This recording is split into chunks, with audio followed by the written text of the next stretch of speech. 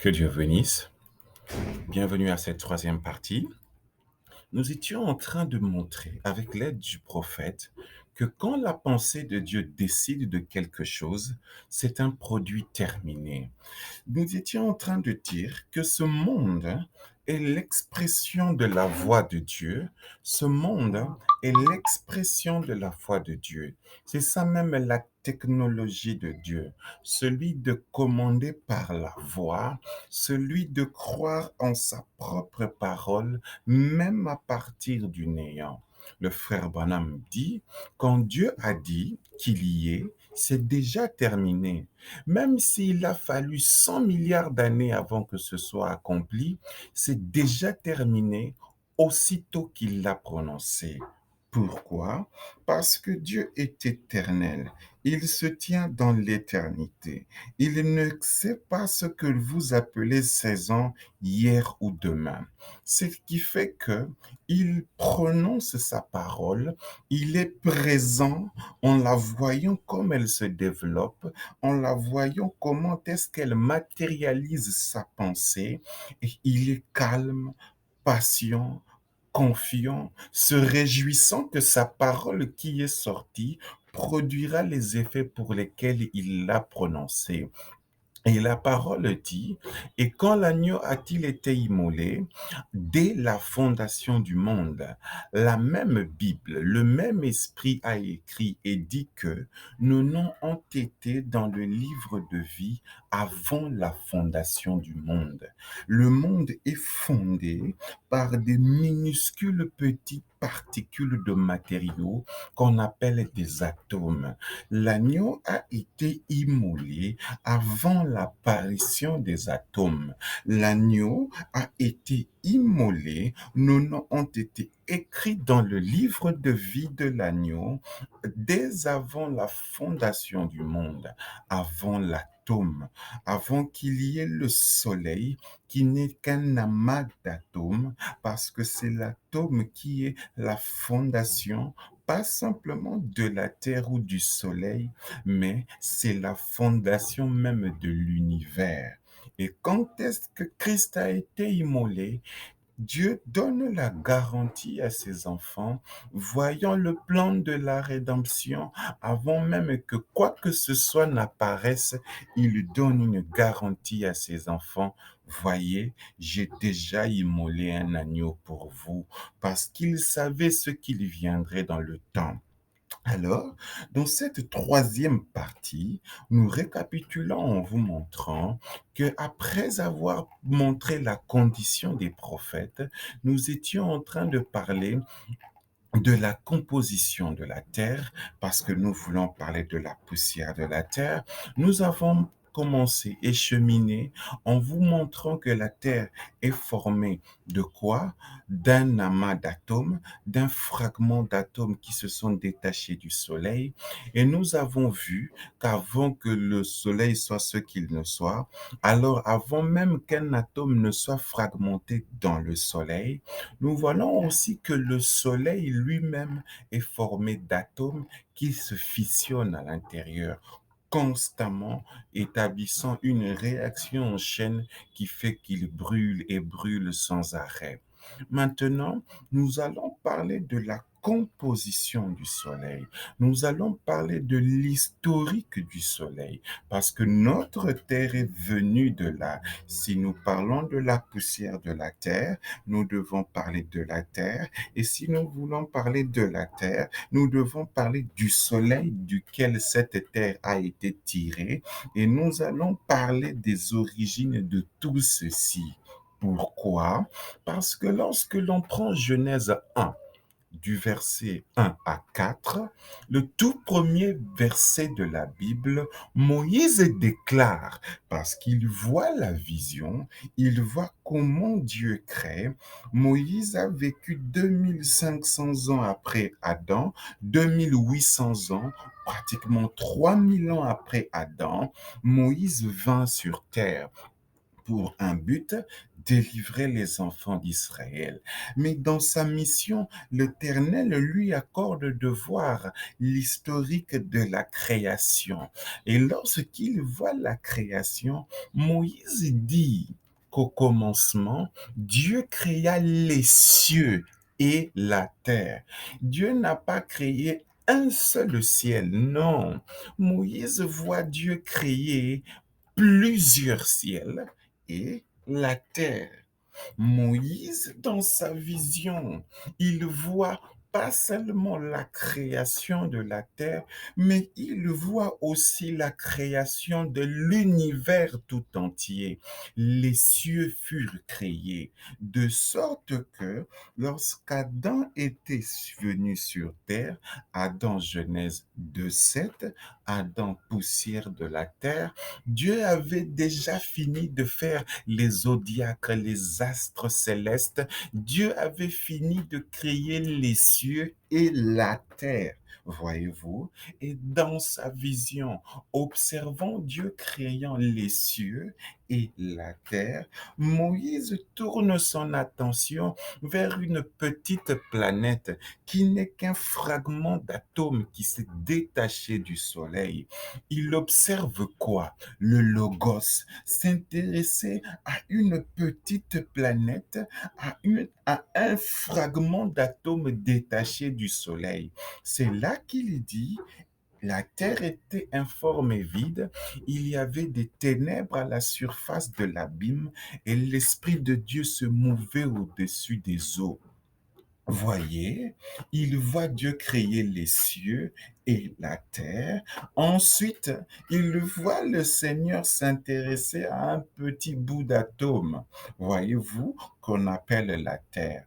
Et ensuite, il dit, Dieu dit que la lumière soit, et la lumière fut. Voyez-vous? Et nous allons remettre ce contexte parce que quand Dieu créa les cieux et la terre, Moïse dit, Dieu dit que la lumière soit et la lumière fut. Voyez? Alors, vous ne comprenez peut-être pas maintenant, mais nous allons décrire avec le prophète et voir ce qui se passe. Prenons donc question-réponse sur la Genèse. Prenons le paragraphe 32. Maintenant, dans Jean 1, il a dit, au commencement était la parole. Et en premier, et la parole était Dieu, et la parole a été faite chair. Lorsque Jean écrit, parce qu'il reçoit de voir en vision le commencement, la vision du commencement, Jean lui va au-delà de la création des cieux. Le commencement de Jean parle de la naissance du Fils. Il dit, au commencement était la parole. Et la racine traduite pour la parole, c'est le logos. Ce n'est pas la Bible, où au commencement était la Bible, où au commencement était le zodiaque. Non. Jean dit, au commencement était la parole. Si on peut lire avec vous, il dit, et la parole était Dieu, et la parole a été faite chair et a habité parmi nous. Jean voit rien que dans ce paragraphe, il voit l'histoire d'avant la création de l'univers et il voit le temps tel qu'il se déroule jusqu'à Jésus, parce qu'il dit que la parole a habité parmi nous. Le frère Branham poursuit, il dit, c'est Dieu qui descend se dévoiler en devenant lui-même un être humain. Maintenant, regardez bien comment il fait cela. Comment il fait ça? Alors donc, là-bas, quand ce petit halo se forme, bon, nous ne voyons encore rien, mais c'est grâce à des yeux surnaturels que nous voyons un halo, c'est le Fils de Dieu, le Logos. Voyez-vous? quand il dit dans Jean 1, au commencement était la parole, le frère Branham traduit ça en disant, mais c'est uniquement grâce à des yeux du surnaturel que nous voyons un halo là. C'est le Fils de Dieu, le Logos. Voyez, la première chose que Dieu crée, c'est lui-même. Il se métamorphose. C'est lui le Fils unique qui est sorti du Père.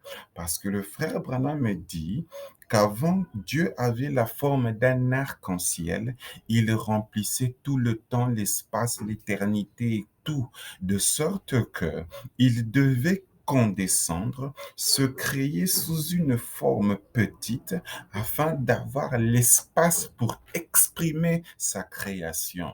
Et quand Jean dit qu'au commencement était la parole, il parlait de l'halo de lumière, le logos, que nous appelons la théophanie, un corps ayant l'apparence d'un humain, ayant l'apparence humanoïde, voyez-vous.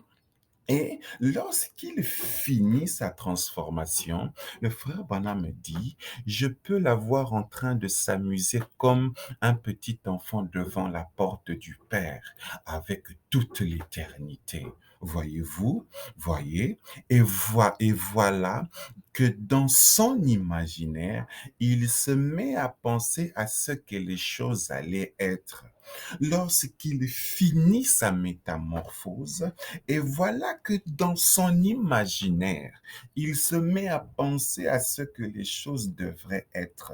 Maintenant que j'ai de l'espace, maintenant que j'ai suffisamment d'espace pour m'exprimer, maintenant que je suis que je me suis dévoilé dans une forme simple du Père que l'on ne pouvait voir qu'avec des yeux du surnaturel, à ce petit halo de lumière, maintenant je peux créer. Et le frère Branham l'observe. Pourquoi? Parce qu'il voit la même chose que Jean a vu. Quand Jean voit, il dit c'était la parole. Branham traduit, c'est le logos. Encore une fois, il voit la même vision que Jean a eue, voyez-vous, et il dit que quand il finit cette transformation, il peut l'entendre dire, et je peux l'entendre dire que la lumière soit. Voyez-vous, la Genèse commence par que la lumière soit. Genèse 1:3. Pourquoi? Parce que Moïse a commencé à nous dire qu'au commencement, Dieu créa les cieux et la terre, qu'elle était informe et vide et ainsi de suite. Dieu dit que la lumière soit. Et nous constatons que cette déclaration qui amène la création de la lumière commence quand, après qu'il ait fini de se condenser en halo, et quand est-ce que cette parole s'entend? Ça s'entend lorsqu'il a fini de penser à ce que les choses devaient être. Qu'est-ce qu'il fait? Il dit que la lumière soit. Il crée la lumière. Mais quelle est cette lumière que l'on crée? De Genèse 1:3. Voyez, et c'est ce que nous allons découvrir avec l'aide du Seigneur. Il poursuit, parce que nous sommes toujours dans questions-réponses, c'est 32, 33 et on poursuit, lorsqu'il dit, et voilà que dans son imaginaire, il se met à penser à ce que les choses allaient être, et je peux l'entendre dire que la lumière soit. Et à ce moment-là, un atome a éclaté. Voyez-vous, il y a l'explosion d'atomes. Quelque chose crée l'explosion d'atomes. Il dit, le soleil a commencé à exister. Voyez, et nous allons découvrir qu'au moment de l'éclatement de cet atome et entre le soleil qui commence à exister, il y a un temps incalculable dans ce petit intervalle. Vous le comprendrez mieux dans la suite. Le frère Branham poursuit, celui-ci a a tournoyé pendant des centaines de millions d'années en formant des fragments solides, en brûlant, en prenant la forme qu'il a aujourd'hui. Il brûle toujours, il fissionne toujours des atomes. Voyez-vous, ce soleil n'est qu'une industrie d'atomes, n'est qu'un amas d'atomes en réaction en chaîne continue. Et il déclare que si jamais on déclenchait la bombe atomique, la réaction en chaîne emporterait cette Terre, elle serait comme le soleil là-bas. Voyez-vous, elle éclaterait continuellement. Si on pouvait se tenir au loin, le frère Branham nous dit, prenons le cas où nous prenons un peu de recul pour voir à quoi est-ce que le soleil, la terre ressemblerait. Il dit, si on pouvait se tenir loin dans un autre continent, voyez-vous, il exprime si une autre planète comme un autre continent. Ce n'est pas que si on pouvait se tenir comme sur l'Afrique ou sur l'Europe et voir, non, non. Ici, il est en train de parler d'autres planètes. Il dit, cette terre serait comme le soleil là-bas, elle ferait explosion, elle éclaterait continuellement. Si on pouvait se tenir là au loin, dans un autre continent ou sur une autre planète et regarder là-bas, vous et regarder là-bas vers ceci, ça ressemblerait à un autre soleil, alors que les atomes seraient en train de brûler cette Terre. Si jamais on déclenchait cette réaction en chaîne, ça se mettrait à tournoyer comme cela. Vous voyez, à tournoyer comme ça. Donc, nous voyons premièrement que le soleil et la Terre ne sont que des atomes. Alors, nous voyons qu'il parle ici d'une explosion, parce qu'à ce moment-là, lorsqu'il a fini d'imaginer, lorsqu'il prononce cette parole que la lumière soit, il y a d'abord l'éclatement. Un atome éclate. Et cet éclatement est ce que nous appelons le Big Bang, la théorie du Big Bang. Oh, vous direz, mais c'est encore quoi cette histoire du Big Bang? Et nous allons voir avec vous, chemin faisant avec le prophète, c'est quoi cette théorie? Ce que la science appelle le Big Bang. Comment le frère Branham lui appelle ça? Pour commencer, voici le Big Bang. Oh, vous direz, qu'est-ce que c'est que ça? Le Big Bang, c'est l'histoire de la création de l'univers. C'est l'histoire des origines de l'univers. Pas de la Terre, mais de l'univers tout entier, du cosmos tout entier.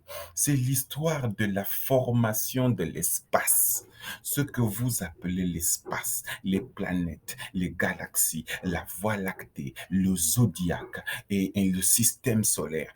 Tout ce que vous voyez, l'apparition de toutes ces choses sont l'œuvre de la création de Dieu. Et Moïse dit que Dieu créa les cieux et la terre. Vous voyez? Alors ce théorème du Big Bang n'est rien d'autre, c'est ce que la science explique, la théorie de la formation de l'univers. Et nous allons voir avec le prophète si cela s'appuie ou si le prophète l'appuie ou pas. Voyez, ce théorème dit ceci, qu'au commencement, il y a eu une grande explosion dans l'espace. Quelque chose a explosé. Ils ne savent pas vous dire qu'est-ce qui a causé cette explosion. Ils savent simplement vous dire qu'il y a eu une explosion. Et quand cette explosion s'est produite, la lumière en a jailli.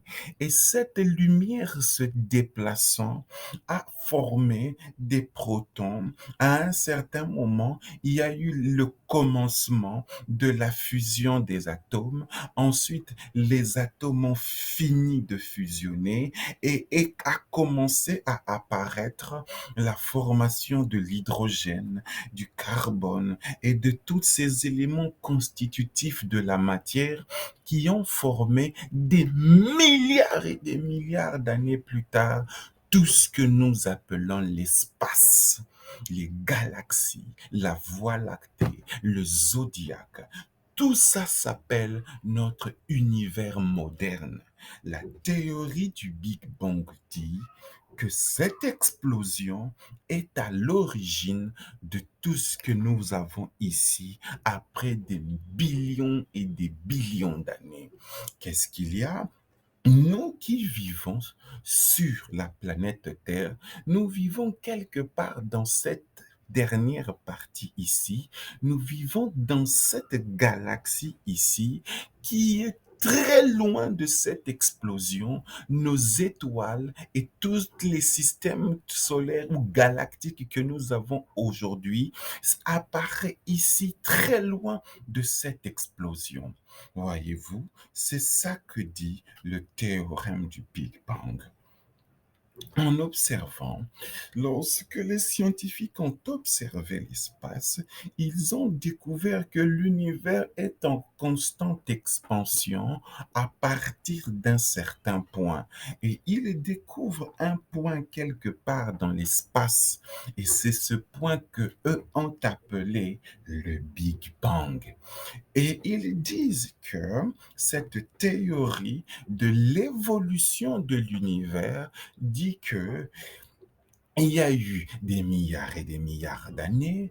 Ensuite sont apparus les premiers astres et les galaxies se sont formées. Et nous vivons ici dans notre système solaire à la dernière partie de l'univers moderne connu d'aujourd'hui. Et lorsque nous observons cela, si je peux mettre ceci devant, juste pour vous illustrer, ils disent que tout ce que vous voyez, les galaxies, les planètes, les voies lactées, les zodiaques et consorts, tout est en constante expansion à partir d'un certain point quelque part dans l'univers. C'est ça que dit la théorie du Big Bang. Et que nous qui vivons ici, dans la dernière partie de la formation de l'univers connu, nous vivons dans une petite planète bleue qui tourne autour du Soleil et qui tourne autour d'elle-même. Et nous appelons cela la translation du Soleil lorsque la Terre tourne autour, la translation de la Terre, lorsque la Terre tourne autour du Soleil et lorsque la Terre tourne autour de sa propre axe, nous appelons cela la rotation de la Terre. Maintenant que nous avons compris que ce théorème du Big Bang ou que la théorie du Big Bang est celui de la formation de l'univers, nous voyons déjà que Moïse a vu cela. Mais qu'a-t-il dit? Il a dit, au commencement, Dieu créa les cieux et la terre. Voyez-vous? Alors, entrons dans le prophète, parce que nous avons vu ce que Moïse a dit, nous avons vu ce que la science a dit, mais au temps de la fin, nous avons un révélateur divin. Que va-t-il nous dire? Christ est révélé dans sa propre parole, du 22-8-65. Donc, même si je ne dis plus du 22-8-65, regardez, fiez-vous toujours à ce qui est écrit sur le tableau, ok? Nous sommes ici. Non, nous n'aurions pu obtenir une continuité parmi les médecins, parmi les scientifiques, parmi ces différentes personnes. Si seulement Einstein, oh, on parle d'un homme ici, si simplement Einstein avait possédé l'application spirituelle, mais l'application spirituelle de quoi? comme il possédait l'application physique. Mais il possédait l'application physique de quoi? Pendant qu'il était en train d'étudier les lois de la lumière. Voyez-vous, cet homme Einstein, un physicien des temps modernes d'aujourd'hui, qu'on appelle l'homme le plus intelligent du moment, ou le cerveau du monde du moment, ou l'homme le plus intelligent du monde, ce monsieur-ci, lorsqu'il était en train d'étudier les lois de la lumière, lorsque ce monsieur était en train d'étudier, si nous revenons ici, il était en train d'étudier Genèse 1:3, les lois de la lumière, parce que Dieu dit que la lumière soit et la lumière fut. Alors, observons un peu. Qu'est-ce que ce monsieur découvre? Parce que le prophète reconnaît qu'il avait l'application physique, mais qu'il manquait l'application spirituelle. Mais de quoi? Reprenons la citation. Il dit, non, nous n'aurions pu obtenir une continuité parmi les médecins, parmi les scientifiques, parmi ces différentes personnes, si seulement Einstein avait possédé l'application spirituelle, comme il possédait l'application physique, pendant qu'il étudiait les lois de la lumière et ainsi de suite. Il aurait pu nous dire quelque chose. Quoi? Lorsque j'ai entendu son message sur ce grand centre qui se trouve quelque part dans les cieux, voyez-vous, le frère Branham me dit qu'il a entendu le message d'Einstein. Voyez-vous, était-il un prophète? Non, ce n'était qu'un physicien qui donnait une conférence. Et le frère Branham me dit, j'ai entendu son message sur ce grand centre qui se trouve quelque part dans les cieux. Einstein découvre un grand centre quelque part dans les cieux. Ce centre-ci que la science appelle le Big Bang. Voyez-vous, poursuivons l'écriture. Et qu'ainsi, il dit, lorsqu'il j'ai entendu son message sur ce grand centre qui se trouve quelque part dans les cieux, et qu'il ait dit que si jamais on entrait en contact avec ce centre, on pourrait créer des terres et tout ce qui, la puissance serait illimitée. Voyez-vous, il avait vu cela. Einstein, le prophète, confirme que cet homme voit, découvre un centre, que si nous atteignions ce centre, la puissance serait illimitée. On pourrait créer des terres. Quand on parle des terres, bazokoloba mabele na yo ya mbudi te ya ndangi soki pe ya mabele ya bateke ya bayaka. Non, les terres dont il parle, ce sont des planètes, ce sont des systèmes solaires, ce sont des galaxies. Einstein dit que si nous pouvons atteindre ce centre, la puissance serait illimitée. Le frère Branham me dit, voyez-vous, il avait vu cela. Il voit quoi? L'origine de toutes choses. Parce que c'est ça le thème que nous sommes venus prêcher, les origines de toutes choses.